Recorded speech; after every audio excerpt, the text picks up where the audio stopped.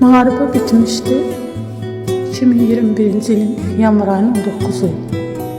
Axşam tərəfi idi, qonşunun uşaqlarından oturmuşdu. Telegramda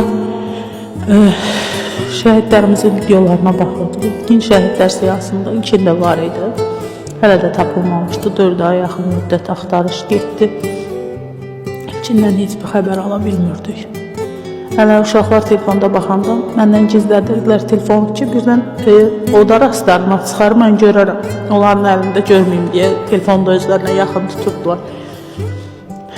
Nəsə həmən vaxtı əmisi qızı mənə zəng vurdu ki, şəhərə ilkin tapılıb, sabah Gəncəyə gətirəcəklər, saat 10-da dəfn eləyəcəklər, istəsən gəl deyib söndürdü telefonu. O an qışqırıqlarım gəlir qulağıma, sonra yola çıxdıq, getdik Gəncəyə. Biz rayondan çıxanda bir qar yağırdı. Hər il 20 yanvarda, 26 fevralda yağırdı ilə qar, şəhidlər üçün yağır düşünürdüm. O qar bizim də talihimizə yağdı həmən günü. Mən onu o günü dəfn eləyəndə təkcə nişanlımı dəfn eləmədim.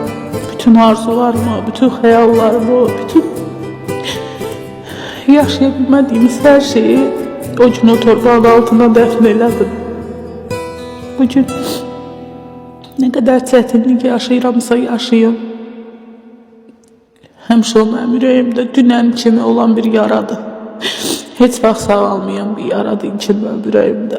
Şəhid deyəndə ürəyimdən bir sızıltı qopur ki,